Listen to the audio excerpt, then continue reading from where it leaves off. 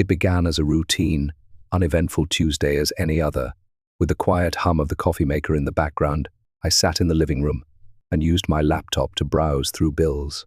At the kitchen table, my son Ethan was sluggishly working on his schoolwork, periodically looking up at me with that 10-year-old bored expression. Nothing seemed strange. Nothing alerted me to the impending storm, though I doubted in retrospect perhaps I would have acted differently if I had known. Certain catastrophes are unavoidable. My stomach fell when the bleak and emotionless warning, "Your balance has fallen below the minimum threshold," appeared on my screen. That was strange.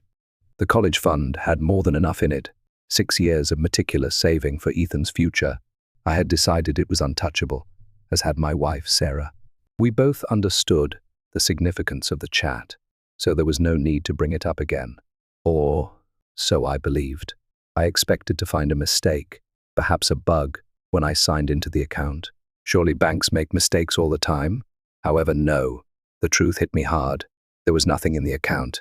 The account was empty and did not have a low balance. Nothing. There are no transactions visible. I hoped and prayed it was a joke as I gazed at the screen, the numbers blazing in my eyes. However, it wasn't. "Sarah?" I called, my voice shaky. No answer.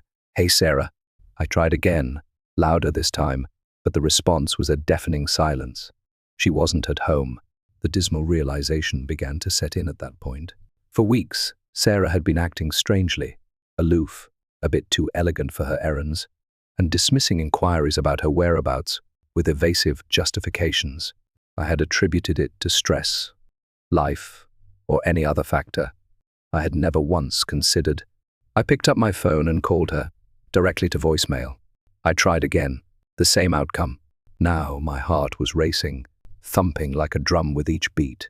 Ignorant of the turmoil unfolding in front of him, Ethan went inside the room and began munching on an apple. "Where is Mum?" I asked, attempting to sound composed for his benefit. He shrugged, taking another bite. She mentioned that she needed to go somewhere. Somewhere. In my stomach, that word twisted like a dagger. I established our joint credit card account with trembling hands. I couldn't help myself, even though I might not have wanted to see what I already suspected. And there they were, one transaction after another. Flights, upscale lodging, and fine dining establishments. Living off of funds intended for our son's future. My wife was located halfway across the nation. It was difficult, but I didn't want Ethan to witness my breakdown. My head was filled with inquiries. How was she able to do this? How could she take from the one person who wasn't involved in our problems from our son? Sure, we'd been arguing lately. Yes, there had been some hiccups. However, this could not be forgiven. Ethan must have seen my expression because he approached me and touched my shoulder. "It's okay, Dad," he responded, his smile too knowing and too composed. I made all the repairs. I believed at the time that he was merely attempting to cheer me up.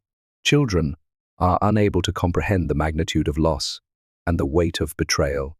They perceive everything in binary terms, issues and their solutions, as well as good and evil individuals. Even though I wanted to think his statements were innocent, there was something strange about his tone that suggested he knew more than he was admitting.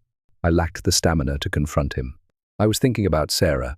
The first made another attempt to contact, but to no avail. The fact didn't fully sink in until later that evening, when I discovered her suitcase missing when I went to the closet. She would not return. She had left her family, including Ethan and me, after emptying the account and packing her bags. Each wave of rage was more fierce than the one before it. I was angry, not only at her, but also at myself. How could the signs have escaped my notice? How could I have allowed this to occur right in front of me? Every falsehood and every transaction replayed itself in my head, like a vicious film that I was unable to stop. Ethan watched me with that same serene smile and remained silent for the majority of the evening.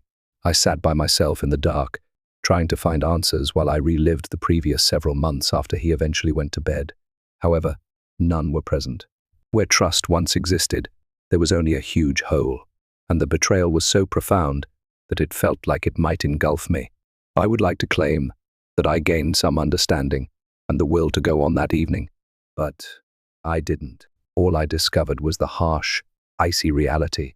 My beloved had put herself before her family, and there was no turning back now. While I sat there, drowning in my sorrow, I was unaware that Ethan had already begun working on a solution, one that was beyond my wildest expectations. After Sarah was betrayed, the days that followed were a fog. Running on autopilot, preoccupied with confusion, sadness, and rage, I was hardly functioning at all. Ethan, though? Ethan remained unfazed. He was, if anything, remarkably calm for a 10-year-old whose mother had just left him. As if nothing had changed, he continued to attend school, complete his homework, and play with his Legos. I initially attributed it to shock because, after all, children react differently to trauma. In actuality, though, Ethan wasn't disregarding the circumstance. He had it in the works. It began modestly. I would see him frantically tapping on his tablet, his face twisted in focus. I didn't give it much thought at the time, but he would immediately minimize the screen and give me a short look before dismissing it with a breezy, "Just homework, Dad." He had always been an expert with technology, whether it was coding, gaming, or something else entirely. It was his specialty. Then there were the hushed phone conversations. "To whom were you speaking?" One evening, when I caught him in the kitchen with the phone to his ear, I inquired. He seemed stunned, akin to a deer caught in the spotlight.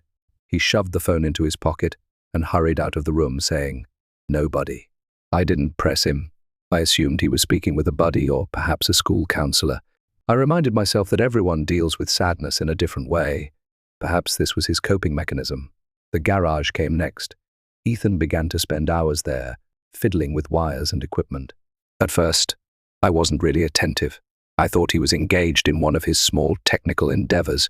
He had always been skilled at making things, such as model airplanes and robots. But one evening, my curiosity overcame me. When I stumbled into the garage to check what he was doing, I was completely taken aback by what I discovered. A whiteboard was covered in flowcharts, equations, and diagrams. It had the appearance of something from an espionage film. A laptop with lines of code flashing across the screen was next to it. Ethan was soldering what appeared to be a listening device. While seated at the workbench, he sprang to his feet upon seeing me, attempting to use his small figure to obstruct the whiteboard. "What is all of this?" I asked, truly perplexed. "Nothing, Dad." Too hastily and defensively, he said. "Just a school project." I arched an eyebrow. "A school assignment? When did fourth graders need to have surveillance gear?" Ethan's face flushed, and I briefly believed he might come clean. "You wouldn't get it," he murmured, shrugging, and then he packed up his equipment and went back inside. My brain was whirling as I stood there looking at the whiteboard.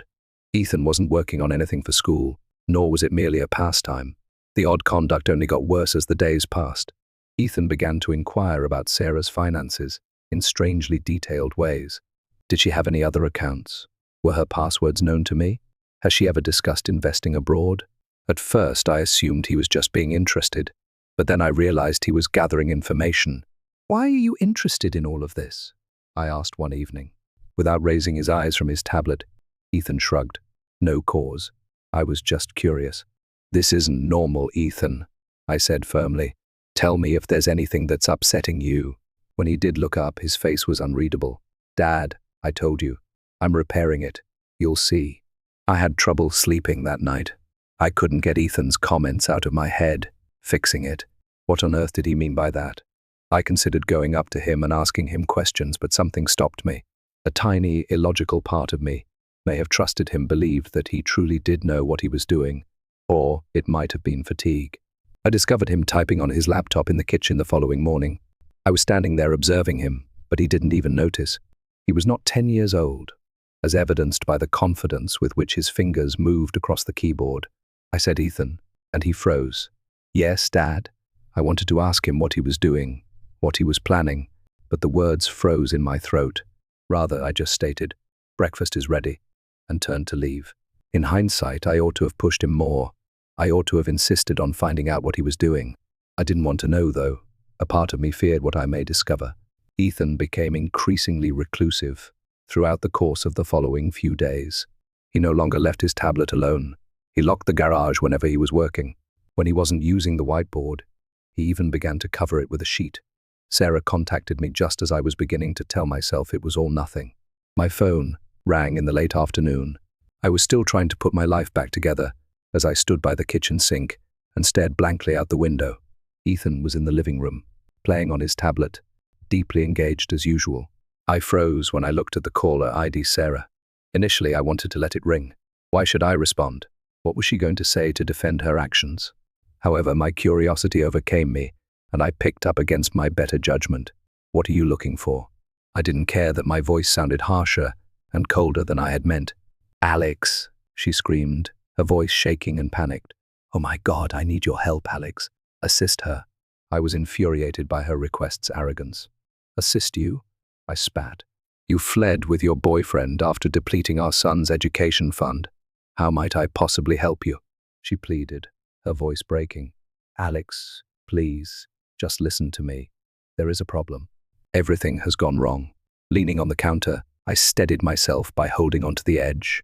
What are you discussing? It's Damien, she whispered, now on the verge of tears.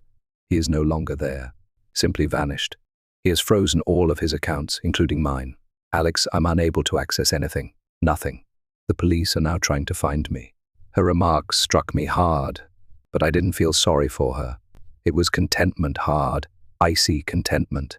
I desired to inquire about her experience of feeling trapped, helpless, and abandoned, just as she had left Ethan and me behind. However, I said nothing, allowing her to make her own grave. With increasing desperation, she added, Alex, please. I have no idea what's going on. I need your assistance, but I'm not sure who did this. I lack money and identification, leaving me stranded in Miami. Damien simply disappeared after promising to handle everything. I couldn't help but make a wry remark. Sounds like a real stand-up guy. She was so overcome by her panic that she didn't even acknowledge it. Alex, I promise you that none of this was my intention. Sarah. You just what? I snapped, my anger finally boiling over. You just took something from your son? You just abandoned your family for a man who obviously doesn't care about you? Did you not mean for that to occur? The sound of her labored breathing was the only sound to break the lengthy silence on the other end. She said, I made a mistake. A mistake? I let out a sour chuckle. Sarah, you can't claim that this was an error.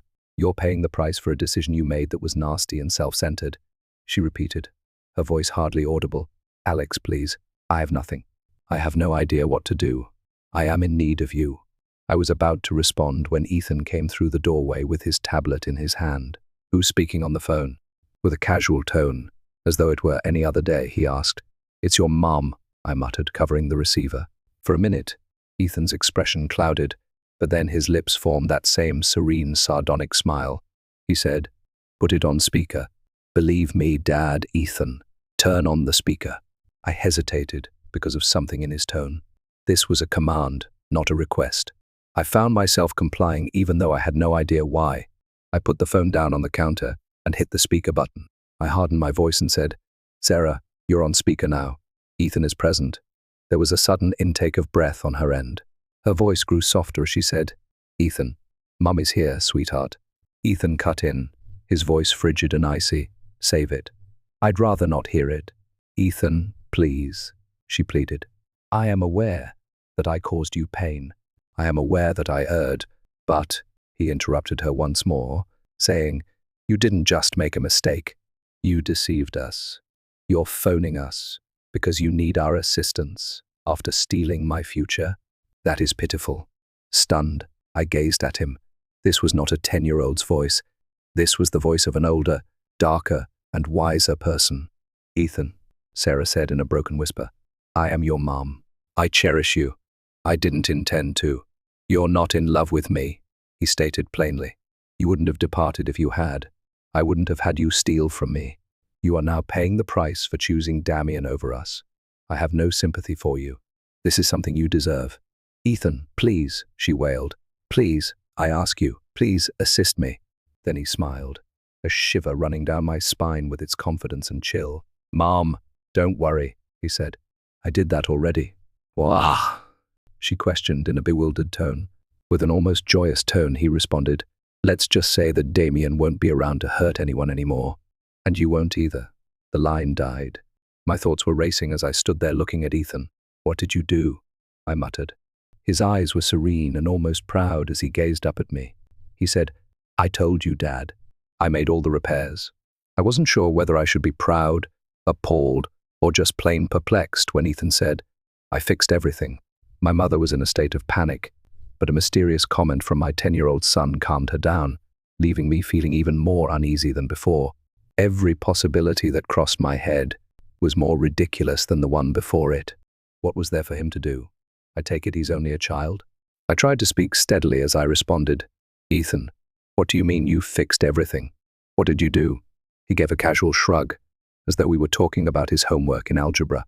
"As I mentioned, Dad, we can no longer be harmed by Mom and Damien."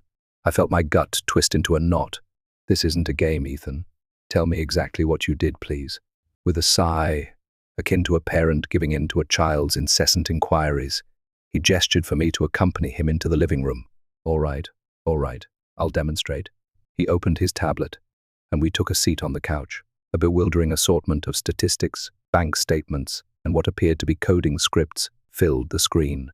His voice was calm and meticulous, like he was presenting a science project, and as he began to explain, my heart began to race. "Do you recall how Mom spent all of my college money?" he started.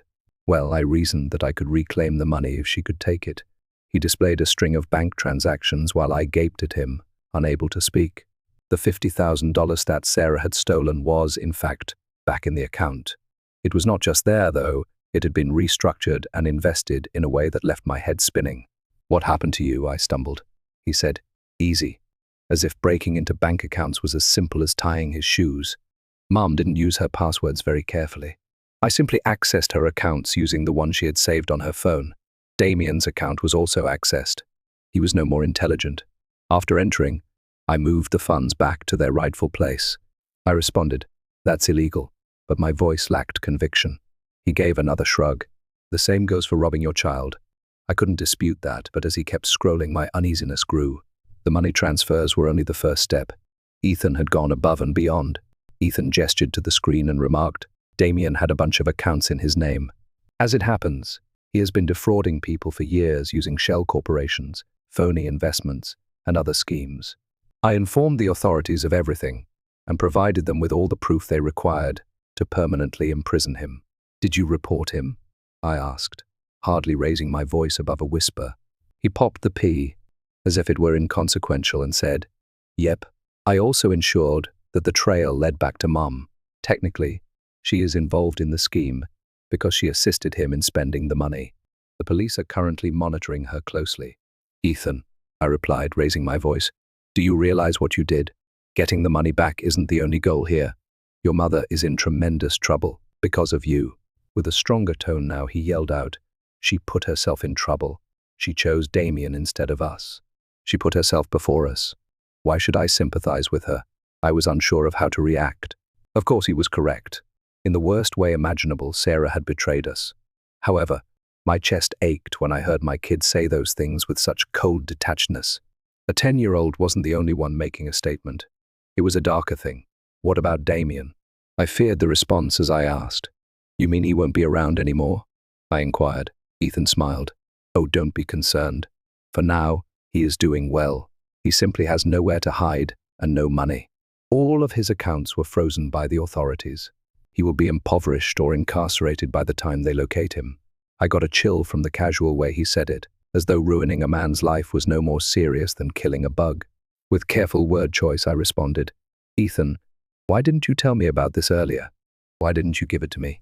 His gaze softened as he glanced up at me. "Because I was aware that you would not act. Because you're too kind. You simply let her get away with it. Someone had to stop her, Dad. We needed to be protected." The ground underneath me seemed to have moved. In a way I could never have imagined, my son, my precious intelligent boy, had decided to not only make things right, but also to get revenge.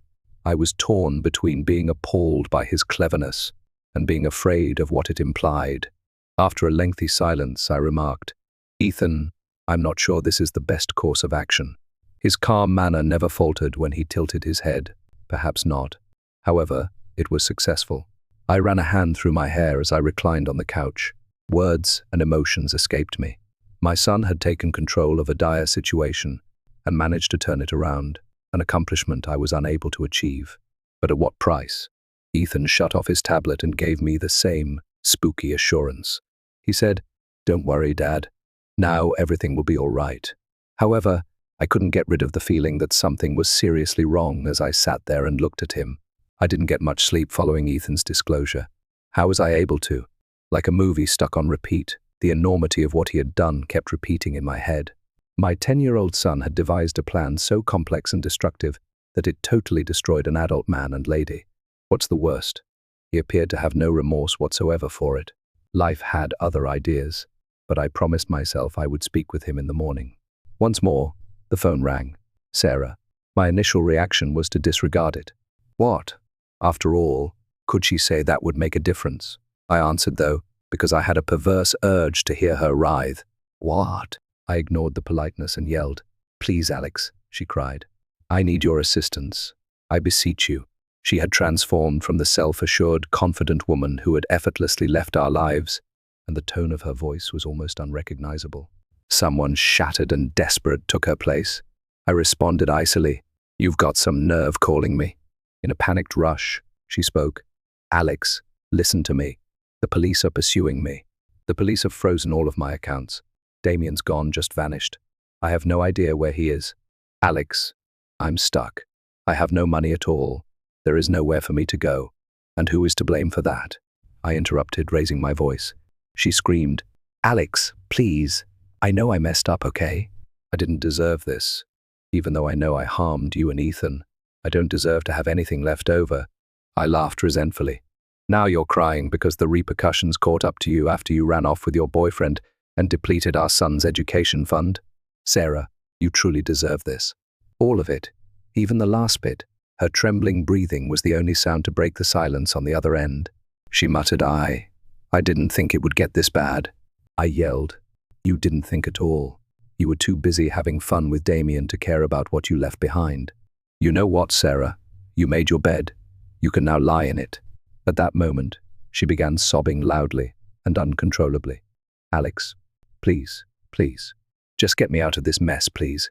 There is no one else for me to turn to. I saw my jaw getting tense. There was someone else I needed to speak to. The sheer boldness of such a comment made my blood boil. She had the audacity to behave like a victim, as if I owed her anything, after everything she had done. I said bluntly, There's nothing I can do for you. Please don't say that, she begged. You can speak with law enforcement. Inform them that Damien was solely to blame, because the first time, lying to cover for you worked so well. I interrupted her and said, No, Sarah. I've finished tidying up your mess. Alex, please, she begged, her voice breaking. For Ethan, if not for me. Do it for him. The final straw was that. With a dangerously low voice, I whispered, Don't you dare bring Ethan into this. You are not entitled to portray yourself as the concerned mother at this time, given the actions you have taken toward him. Your priorities were clearly not with your family, as you made quite apparent. I'm sorry, Alex, she sobbed. All of this wasn't what I intended to happen. All I wanted was to be happy. Happy? I said it again, my tone brimming with incredulity. You believed that robbing your son and escaping with a loser would bring you happiness? Well, Sarah, congratulations. You achieved your goal.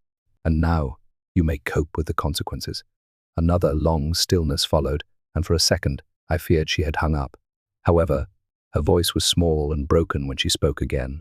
Is this the actual course of events? She inquired. You're simply going to leave me in this manner? The blatant absurdity of her remarks nearly caused me to burst into laughter.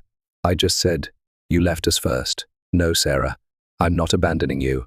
I'm simply letting you handle the mess you made. Farewell. Before she could speak another word, I ended the call. Ethan was standing in the doorway, observing me with that same cool, calculating look when I turned around. You didn't give her a pass, did you? He inquired. No, I said, my voice heaving with fatigue. I didn't. As though that were the only appropriate response, he nodded. All right. She is not worthy of our assistance.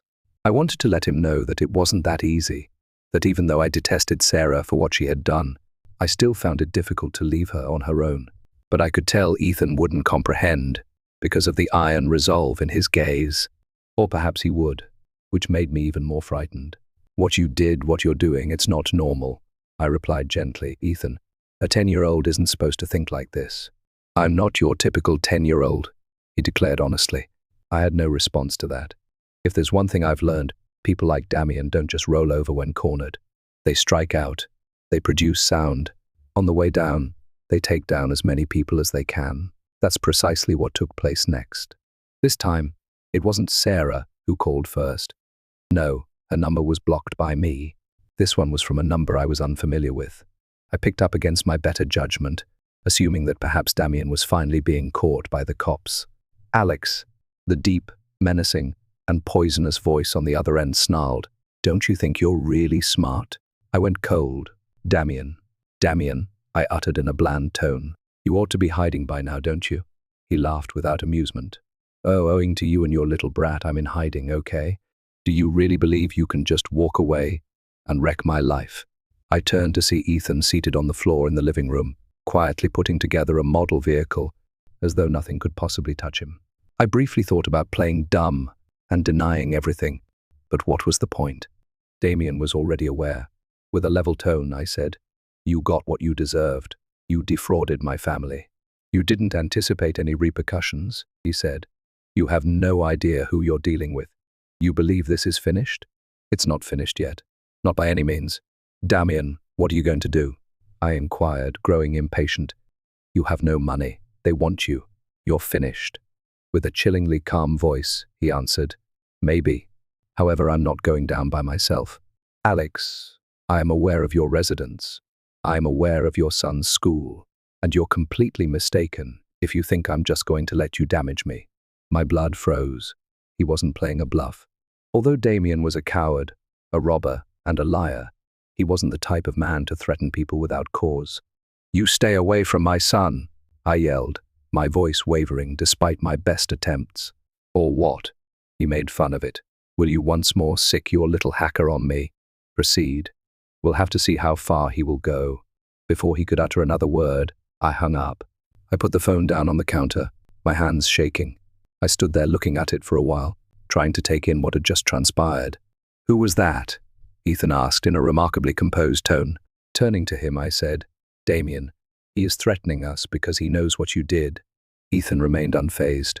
He responded, "Let him try," in a tone so icy that it made my skin crawl. I knelt down in front of Ethan and told him, "This isn't a game. This man poses a threat. The cops must be called." "No," Ethan cut in, his tone firm. "Until it is too late, the police will not take any action. However, I can manage this." "Ethan, trust me, Dad," he interrupted me one more time. "I can do this." The expression in his eyes stopped me from arguing, telling him that this was too much for a 10-year-old to manage, and that it wasn't his responsibility to keep us safe. It wasn't a child's terrified expression. It was the expression of a person who had already decided on something. Ethan locked the garage door behind him and vanished into it once more that evening. I was too exhausted to stop him. I remained up, pacing the living room while mentally reciting Damien's statements. I jumped at every noise outside. Every shadow seemed dangerous. It took until long after midnight for Ethan to come out. With a slight smile pulling at the corners of his mouth, he appeared content but exhausted. "It's finished," he remarked plainly. "What action has taken place?" I asked, my guts churning with fear. When he gave me his iPad, I read the screen with a sinking heart. He tracked Damien's whereabouts using some kind of GPS spoofing software. Furthermore, he had gained access to Damien's burner phone and recorded all of his threatening messages. To top it all off, Ethan had provided the police with an anonymous tip that contained all the information they required to take Damien into custody. "Ethan," I uttered, my tone a mix of amazement and incredulity, "are you aware of what you just did?" I stopped him. He stated sarcastically, "He can no longer harm us." I wanted to think he was real. I wished for the conclusion, the capture of Damien, and our ultimate safety. However, my instinct told me otherwise. Damien and those like him don't give up lightly. As expected, I discovered a brick through our front window when I woke up the following morning. Attached to it was a note, scrawled in untidy, angry handwriting. "This isn't over." I didn't find it until Ethan did. Without saying anything, he read it, crumpled it up, and threw it in the garbage. With caution, I said, "Ethan, perhaps we should go. Go to a secure location while this is resolved." His countenance remained composed and unfazed as he gazed up at me. "Dad, we don't have to run. I need to make one more move." My heart was racing as I gazed at him. "One more move? What do you mean?" Then he grinned, a tiny, icy grin that made my skin crawl. "You'll see." Ethan's words caused me to feel uneasy, and I couldn't get rid of it. He had remarked, "You'll see," with such ease and assurance, as though the turmoil that had overtaken our lives were merely a game he was eager to win. But after spending the night clearing up broken glass and covering the window with cardboard, wondering if Damien would arrive with anything worse than a brick, this wasn't a game, at least not for me. There was uncomfortable stillness for the next 2 days. Ethan carried on with his daily activities as if nothing had occurred, but I could sense the thoughts racing through his head. I was afraid to inquire about his plans. Part of me didn't want to know. I reasoned that by keeping my distance, I might be able to act as though my 10-year-old wasn't leading a fight against an adult criminal. Then it took place. The doorbell was ringing late in the afternoon. I felt sick to my stomach. I wasn't expecting anyone, and no one had visited in days, not since the brick. With an inscrutable countenance, Ethan looked up from his tablet. Instinctively, I replied in a low voice, "Don't answer it." Ethan didn't respond. He simply got to his feet, went to the door, and looked through the peephole. Then he swung it open and unlocked it without hesitation. Damien stood there, his anger doubled and his size immeasurable. His eyes were wild and bloodshot, and his face was a twisted mask of rage. He didn't resemble the arrogant, self-assured man I had seen in old pictures with Sarah. Damien seemed scary and desperate. "Where is he?" Damien snarled as he entered the doorway without being asked. With my heart racing, I went to block his way. I tried to speak steadily as I said, "You must go." Damien scoffed. "Oh, I won't be leaving. Until your little brat tells me how he destroyed my life, that is." I was horrified when Ethan came forward. He crossed his arms and looked up at Damien, placid, even bored. Ethan stated calmly, "You did that by yourself." Damien tightened his jaw. "Hear me out, little. You're broke," Ethan cut in with a scathing tone. "People in 3 states are looking for you. You're here now, threatening my dad and me. Well done." Ethan shook off my hand as I grabbed for him with the intention of yanking him back. I hissed, "Ethan, stop," but he continued.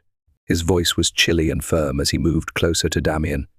"You shouldn't have come here. All you are doing is making it worse for yourself." Damien roared with laughter. "Worse? I have nothing left to lose, kid," Ethan murmured, his lips forming a tiny, icy smile. "That's where you're wrong." Ethan took out a little item that I didn't recognize from his pocket before I could comprehend what was occurring. Damien's phone buzzed in his pocket as he tapped a button. Pulling it out, Damien scowled as a number of files appeared on the screen. "What on earth is this?" Damien insisted. Ethan said simply, "Proof."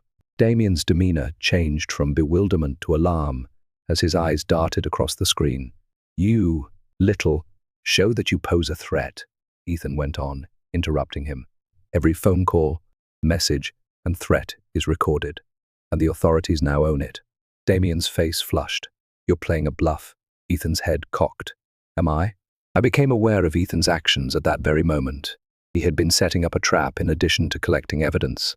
In addition to humming with data, Damien's phone was transmitting a live feed directly to the local police department. Ethan had made Damien's own threats work against him. Damien's face twisted in anger as he pushed forward, but the sound of sirens filled the air before he could move. Ethan did not recoil. "I'll save that for you," he remarked coolly. Damien's gaze darted to the window as he froze. The flashing red and blue lights confirmed it. His face was a mixture of terror and rage as he turned back to Ethan. He spat out, "This isn't over." "Yes, it is," Ethan said, in a stern and decisive tone. A few seconds later, the police, their weapons at the ready, rushed through the door. Damien didn't fight back. He was aware that it was over. I stood in horrified silence as they dragged him away, trying to take in what had just transpired. With an enigmatic expression, Ethan turned to face me. He whispered, "I told you I had one more move." "Ethan, do you realize how dangerous that was?" I asked, my voice trembling. "He might have caused you harm. He might have harmed us both. But he didn't," Ethan stated in a serious tone, "and he's gone now." All I could do was stand there and stare at the youngster who had just outwitted an adult criminal. I wanted to scream at him, to demand answers, to let him know that this wasn't normal, that this wasn't okay. Ethan gazed up at me with serene, yet worn-out eyes. "Now it's over, Dad. We're secure." However, I couldn't get rid of the feeling that nothing about this was safe as I stood there and watched the police car drive away down the street.